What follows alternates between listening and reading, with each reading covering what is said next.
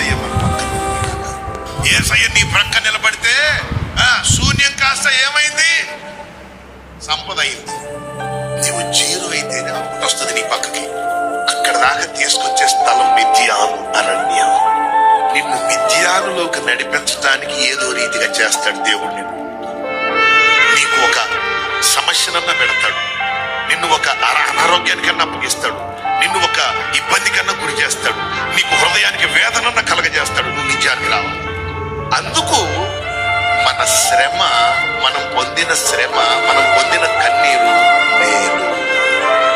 దుఃఖపడుట మేలు, దుఃఖంలో మేలుంది. నువ్వేమనుకున్నా నేను కన్నీరు కాస్తున్నా ఏంటి? దేవుడు నిన్ను కన్నీరు పెట్టించాడంటే నీ పక్కన నిలబడటానికి ఇష్టపడ్డాడు ఆయన. నిన్ను మిథ్యానికి పంపించాడంటే వస్తాడు నీ పక్కకి ఏదో ఒక రోజు.